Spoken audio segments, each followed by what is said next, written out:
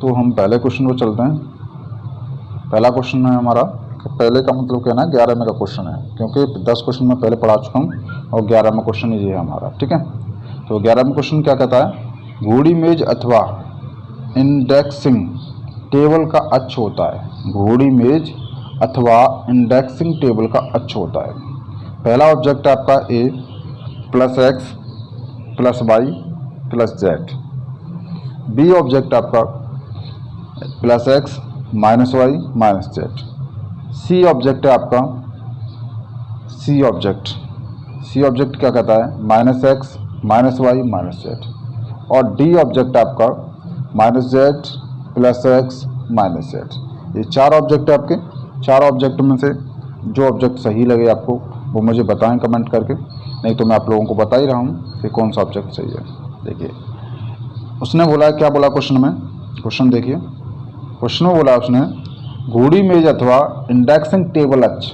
घोड़ी मेज मतलब घूमने वाली मेज की बात कर रहा है। वो किसकी बात कर रहा है, घूमने वाली मेज की बात कर रहा है। तो घूमने वाली मेज क्या है, प्लस एक्स अक्ष वाई अक्ष और जेड अक्ष, तीनों अक्ष के परत घूम सकती है नहीं घूम सकती है, या माइनस में घूमेगी, ये जानना चाह रहा है। तो भाई देखो हम क्या हमेशा क्लॉकवाइज एंटी क्लॉकवाइज ऐसे लेके चल रहे हैं। क्लॉकवाइज में घूमेगी प्लस में घूमेगी ना, और हम जो काम करते हैं वो क्लॉकवाइज में करते हैं। क्लॉकवाइज मतलब सीधे हाथ की तरफ करते हैं, समझ रहे हो ना। जब सीधे हाथ की तरफ करेंगे तो क्या पॉजिटिव रहेगा सारी चीज़ें। तो पहला ही इसका ऑब्जेक्ट सही है, plus X plus Y plus Z, क्योंकि हम सीधे हाथ की तरफ ही इसको घुमाते हैं उसके जगह। ठीक है, तो 11वें का कौन सा ऑब्जेक्ट सही है, पहला ऑब्जेक्ट सही है। इससे पहले मैं 10 क्वेश्चन पढ़ा चुका हूँ, लास्ट वीडियो मेरे देख लेना। ठीक है, अगला ऑब्जेक्ट आता है सीधा काट द्वारा निम्न की कटाई नहीं होती है। सीधा काट द्वारा निम्न की कटाई नहीं होती है।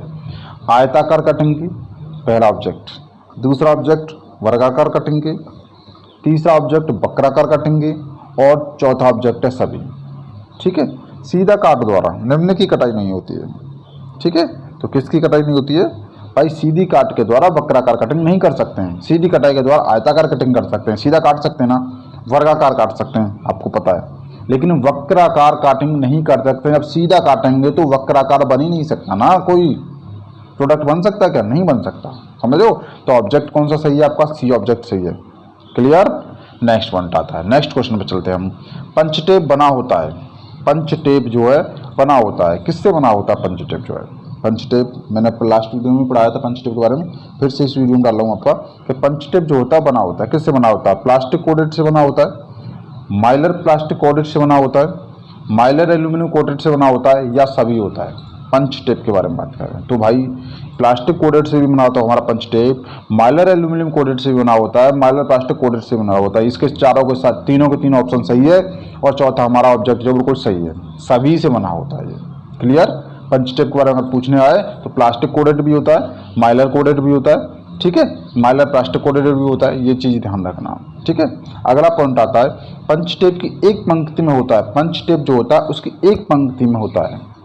ठीक है, एक पंक्ति में कितने पार्ट होते हैं ये पूछ रहा है आपको। ठीक है, तो पंच टेप की एक पंक्ति में कितने पार्ट होते हैं, 6, 7, 8 एंड 9। पहला ऑब्जेक्ट 6 है, दूसरे ऑब्जेक्ट में 7 हैं, तीसरे ऑब्जेक्ट में 8 हैं, और चौथे ऑब्जेक्ट में आपके 9 हैं। तो कितना होता है बताइए। तो बेटा इसका बिल्कुल सी सही है कि पंच टेप की एक पंक्ति में 8 पार्ट होते हैं। कितने होते हैं, 8 पार्ट होते हैं। ठीक है, चलो अगले क्वेश्चन पर चलते हैं। 15वां क्वेश्चन हमारा, पंच कार्ड का साइज होता है। जो पंच कार्ड होता है, पंच टेप जो होता है, पंच कार्ड जो होता है उसका साइज होता है 3/8 इंच इंटू 1/4 इंच। पहला ऑब्जेक्ट था।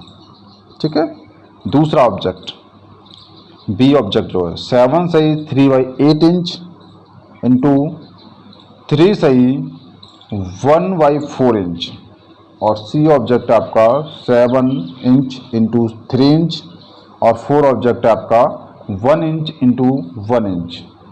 समझ रहे हो, 4 ऑब्जेक्ट दिए मैंने, 4 ऑब्जेक्ट में कौन सा ऑब्जेक्ट आपका सही है।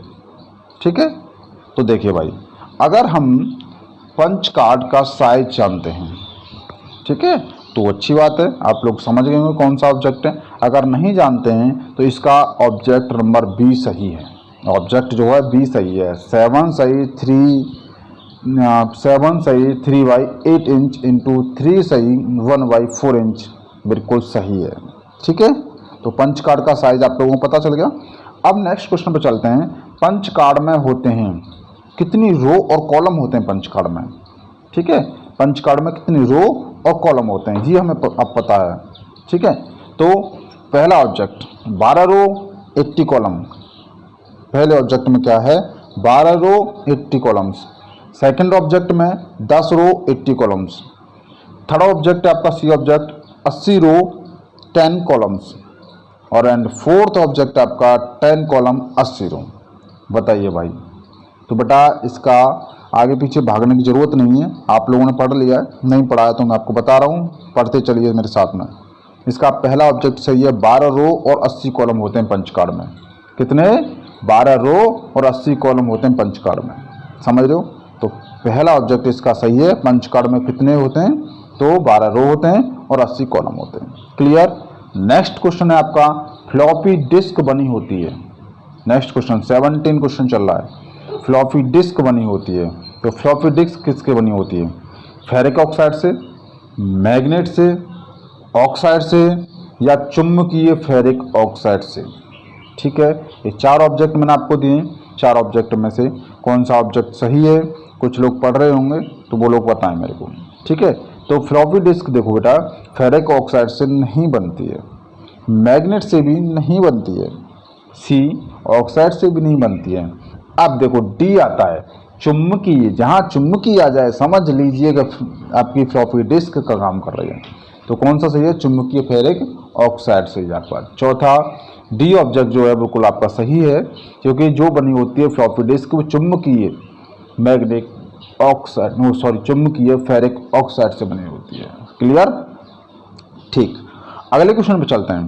टी परिभाषित करता है, टी जो होता है वो किसको परिभाषित करता है? टी का मतलब आप समझ रहे होंगे ना, टी किसको परिभाषित करता है? जैसे मान लीजिए अब आप लिखना चाह रहे हो, जैसे कि मान लीजिए आप लिखना चाह रहे हो कि मेजरमेंट मेट्रोलॉजी, तो आप उसको शॉर्ट में लिख देते हो ना, मेजरमेंट को एम बना देते हो ना, ऐसे टी बना दिया हमने, तो टी किसको परिभाषित करता है? भरण दर को नहीं कर सकता।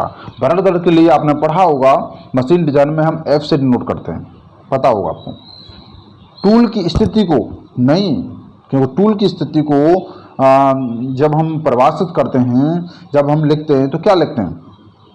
पढ़ा होगा आपने मशीन डिजाइन में, वर्कशॉप में पढ़ा होगा, याद कर लो।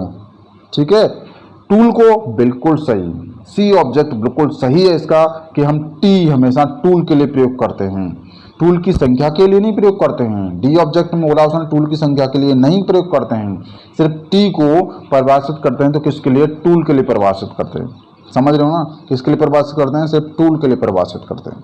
क्लियर? अगला क्वेश्चन आता है आपका 19, G85 प्रदर्शित करता है, G85 प्रदर्शित करता है। G85 किसको प्रदर्शित करता है? बोर इन, बोर आउट। आपने देखा होगा सिलेंडर का बोर बनाते हैं ना, ऐसे बोर बनाते हैं किसी भी प्रोडक्ट का, तो उसके लिए बोला है। बोर इन, बोर मतलब अंदर वाला, बोर जो होता है अंदर वाला, अंदर वाली गहराई जो अंदर वाली काट होती है उसके लिए। बोर आउट मतलब बोर के बाहर वाला साइज। ठीक है, bore in and comma bore out दोनों के लिए। ठीक है, और डी ऑब्जेक्ट आपका ऑल, सभी के लिए। क्या ये सभी सही हैं? बताइए। तो G85 प्रदर्शित करता है बेटा बोर इन और बोर आउट दोनों के लिए प्रदर्शित करता है, क्योंकि उसे बोर इन भी बताना होता है और बोर आउट भी बताना होता है। ठीक है, तो दोनों बताने होते हैं। तो कौन सा ऑब्जेक्ट सही है इसका? सी ऑब्जेक्ट बिल्कुल सही है, बोर इन कॉमा बोर आउट वाला, कि बोर इन को भी प्रदर्शित करता है G85 और बोर आउट को भी प्रदर्शित करता है G85। समझ रहे हो ना? ठीक है, अगला और लास्ट क्वेश्चन आपका। ठीक है, 20 क्वेश्चन है, मैंने बोला था 10 क्वेश्चन पढ़ाऊंगा, पर लास्ट कल डे 10 क्वेश्चन डाले थे, आज 10 क्वेश्चन डाला हूँ, तो ये लास्ट क्वेश्चन है 20वां। ठीक है, M00 प्रदर्शित करता है, M00 प्रदर्शित करता है program stop, optional program stop, program end, और फोर्थ ऑब्जेक्ट आपका ऑल। ठीक है, तो क्या क्या M00 प्रदर्शित करता है? तो M00 बेटा प्रोग्राम स्टॉप को प्रदर्शित करता है। आपने देखा होगा जब भी हम स्टार्टिंग करते हैं किसी वीडियो को बनाने के लिए, ऑडियो क्लिप बनाने के लिए या कोई भी काम करने के लिए, तो 00 से लेकर चलते हैं, समझ लो ना? तो अगर हम प्रोग्राम को स्टॉप कर दें तो 00 है, समझ लो ना, क्या हुआ 0 0 हो गया। तो इसीलिए हमारा 20 का M00 प्रदर्शित करता है प्रोग्राम स्टॉप को। क्लियर? तो आज के लिए इतना ही बहुत है। आपके 10 क्वेश्चन मैंने करा दिए और 10 क्वेश्चन को आप लोग करें, याद करें, अच्छे से पढ़ें, लिख लिया करो कहीं पर अगर आपके पास किताब नहीं है तो, ठीक है। वैसे किताब में सब कुछ दिया हुआ है, आप किताब पढ़ोगे तो सब कुछ आपको उसी किताब के अंदर मिल जाएगा। लेकिन फिर भी जिन लोगों के पास किताब नहीं है तो वो लोग आप मेरे सारे क्वेश्चन लिख लिया करो और उन्हें पढ़ा करो। और मैं आपको एक बात फिर बता रहा हूँ, यूट्यूबरों पर ध्यान मत दीजिए। यूट्यूबर अपने पैसे की कमाई कर रहे हैं, आप लोगों के बारे में बिल्कुल नहीं सोच रहे। वो लोग, आप सोच रहे हो हमारे बारे में सोच रहे, कुछ नहीं सोच रहे। उन्हें क्या मिल रहा है भाई आपके बारे में सोचने के लिए? कुछ नहीं मिल रहा है। वो अपनी कमाई कर रहे हैं, वो वीडियो डाल देते हैं उल्टी सीधी, आप उनकी वीडियो देखते रहते हो। मैं किसी के ऊपर कमेंट नहीं कर रहा हूँ, बस मैं आपको ये बोल रहा हूँ आप अपनी पढ़ाई करो बस, ठीक है। दूसरों में ध्यान मत दो कौन क्या कह रहा है। ध्यान देना है तो आप अपनी कॉलेज पर ध्यान दो, ठीक है, अपने टीचरों पर ध्यान दो, दूसरे लोगों पर ध्यान मत दो। जो टीचरों को पता होगा वो उन लोगों को नहीं पता होगा। इनके पास कोई नोटिस आता है उसी को उठा कर डाल देते हैं, पता ही नहीं सही है गलत है, किसी से कोई मतलब नहीं है इन लोगों को, ठीक है। मैं आपसे फिर से कह रहा हूँ, आप इन चीज़ों को छोड़ दो, कुछ भी करो आप, मैं कहने का मना नहीं कर रहा हूँ, जो मन करे आपका करो, लेकिन पढ़ाई पर अवश्य ध्यान दो, पढ़ना जरूर है बस, ठीक है। धन्यवाद आपके लिए, और मेरी वीडियो शेयर करो, क्योंकि मैं कोई गलत न्यूज़ नहीं डाल रहा हूँ, कोई न्यूज़ नहीं डाल रहा, मैं आपको पढ़ा रहा हूँ। तो मेरी वीडियो को जहाँ तक हो सके वहाँ तक शेयर करो, जिससे आप लोगों को कुछ पढ़ने के लिए मिल जाए, समझ रहे हो। तो मेरी वीडियो को बिल्कुल ज़्यादा से ज़्यादा शेयर करो और अपने दोस्तों को बोलो मेरे चैनल को सब्सक्राइब भी करें, ठीक है। जितना सब्सक्राइब करेंगे, जितना मेरी वीडियो को शेयर करेंगे, जितना मेरी वीडियो को देखेंगे, मैं उतना ही आपको अच्छे से अच्छे वीडियो डालूंगा और ऑब्जेक्ट टाइप ही वीडियो डालूंगा, चारों सब्जेक्ट वीडियो डालूंगा, मैंने आपसे बोल दिया ना। लेकिन तभी मनोबल बढ़ता रहेगा मेरा, मैं आपके लिए डालता रहूँगा, समझ रहे हो। ठीक है, बहुत बहुत धन्यवाद आप लोगों को मेरी वीडियो देखने के लिए, थैंक यू।